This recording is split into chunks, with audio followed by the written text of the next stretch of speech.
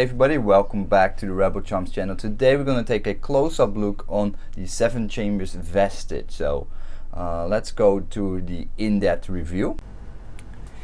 And welcome back. So we're going to take a closer look on the Vestige hilt.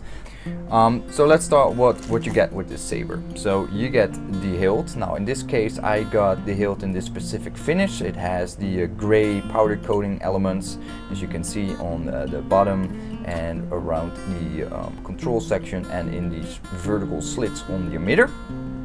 It got this brown leather-ish, I think it was leather, I'm not entirely sure, seamless wrap, if I can call it like that. There is a seam on the back, but there's no typical wrapping like as you expect in the normal way. I do like the outlook of it. It's a little bit different. I think personally I would just remove the wrap and redo it with like a rounded wrap versus this. It's just a personal choice.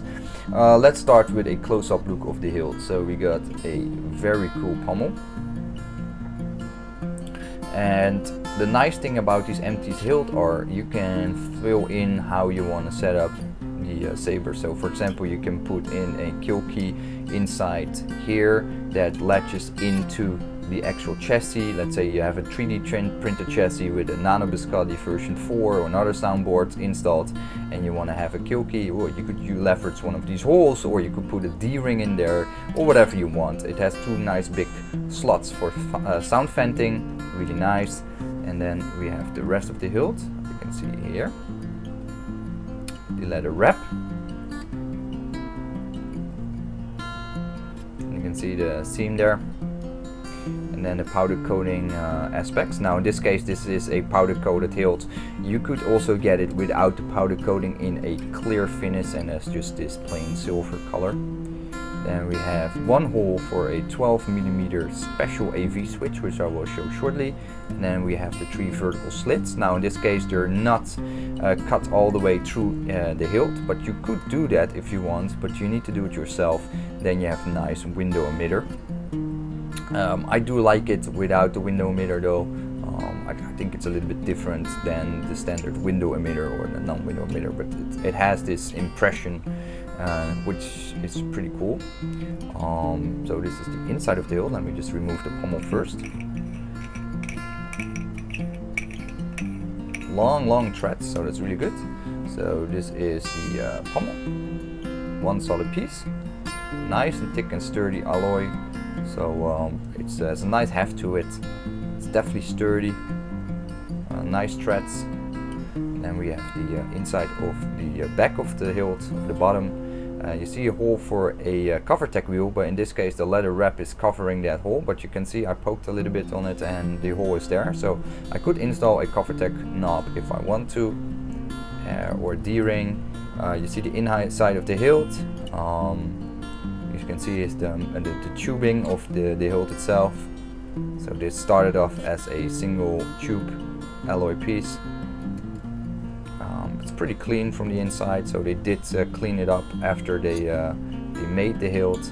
And then we have a retention screw for the blade and retention screw for the LED. The blade socket is around this deep. Measurements will come underneath this video now, so you can see the measurements, the length and whatnot. And overall it's a pretty cool, unique hilt design. Now this hilt also comes with this package. This hilt also comes with this package here. Let's get it out. Let's zoom in. Can we zoom in? Yep. So we got a copper heatsink bottom with a heatsink LED holder. Oh, can we zoom? So this is the LED holder with a copper heatsink. It has a flathead screw on a thing on the bottom, so you can easily undo it, unscrew it. Holes for the wires to go through, so that's nice. Then you have the very special AV switch. Standard connections like a regular AV switch or a non-lit AV switch. And this is really unique and I really like it. It really blends in really nice with the hilt. So it will fit in like this, and it looks like it's a raised button floating on top of the alloy, and I really hope more saber companies going to do this if they want to keep sticking to AV switches. So if Vader's Vault is watching, I rather have my AV switch to like this and blend in with the rest of the hilt versus having a disco light button or an ugly AV switch that is just offsetting too much from the hilt. And of course rather I have my tactile switches because I prefer that. I don't want to play anymore now, a neighbor. Okay, just wait. I'm close the door. Close the door.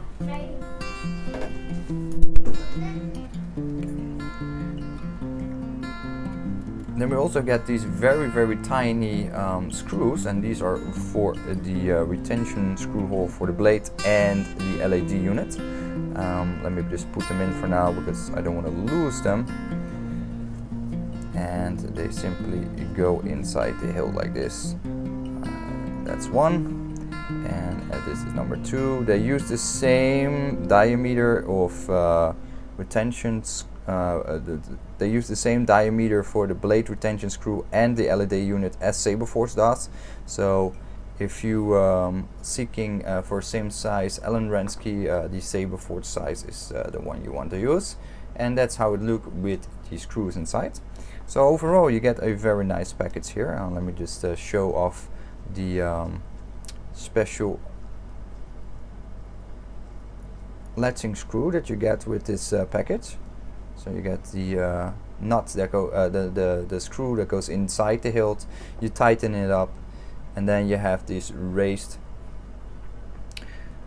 and then you have the raised AV non-lit AV button, as you can see, and that fits right in here. So that's gonna look like. See how perfectly that blends in. It feels really nice push to it. I much more enjoy this kind of setup than the more regular industry standard AV switches. So next we're gonna do is measure up the hilt and then take a look at its weight. Okay, so we're now measuring the weight of the saber. As you can see, it's around 300 grams. And that is of course in this configuration, so just an empty hilt, no blade plug, no blade, no electronics installed, but with the heatsink, with the AAV switch, and whatever you get with this kit that still needs to be installed in the hilt. So as you can see, it's a little bit more heavy saber. I think with the installation of the electronics, it adds, let's say with a stunt setup, maybe another 50-60 grams. So overall, very acceptable weight. I think it's a really nice saber, and for the price, it's really good for what you get. It has a unique AV switch. So now we have taken a look at the weight. We do a quick comparison with two other sabers for length. Okay, and we're back. So on the left we have a Vader's Vault Fury. You can find a full review on the saber as well on the YouTube channel. Then we have the Vestige in the middle, and the upcoming review for the Solo's Hall Padawan. You can see the 7Chambers Vestige is definitely the longest of the three. It's slightly thicker than both as well, but the middle section where you have the leather gripping area is thinner than the Solo's Hall Padawan overall, and is closer to, or is as close to the Vader's Vault Fury, but not included the T-strips, because those are making the saber overall fatter. I think this hilt is a fantastic 1.5 hander, and overall a very nice feeling saber. And welcome back. So I hope you liked the in-depth overview of this empty hilt by 7Chambers. They recently did this Vestige run. Don't mind the loose button, I just put it in there to showcase it to you guys. But the reason why this review video is a little bit different than normally, where you see all the outside footage and in-depth view, is because this is sold as an empty hilt for the do-yourself crowd. And I've been debating, like, how do I want to review empty hilts that are specifically for people that are going to install it themselves or having it installed by a sabersmith. I thought best would be just to showcase the hilt as it is empty, because that is how you're going to purchase it, and that gives you the idea what you want to put in there, because no matter what, the anti-hilt will be installed completely different by each person, depending on their budget, depending on what they need in this hilt. So I thought just leave it as it is and have a view like this. So this is a really nice saber, by the way. It's a nice two-handed saber, a lot of gripping areas.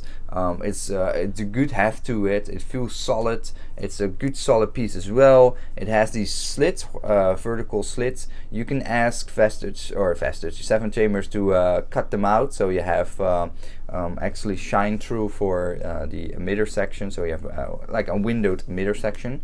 The pommel's really nice, a really good design, nice long threads, comfortable it feels good to unthread it and thread it, so really nice hilt. I like the button. It comes with the hilt kit. It comes with this momentary switch, which is really nice. Now I put some test electronics in there, so as you can see, it's based on the Spectra board, which is a stun board, and it's a really nice nice momentary switch. And overall, yeah, I'm really pleased with the product. The leather on the gripping area is I think it's just a sticker type of material. It's very thin, but it does look nice on the hilt. It does look nice together with the gray powder coating, which is done excellently as well. So overall, I do recommend you guys to check them out and purchase one for yourself if you're interested in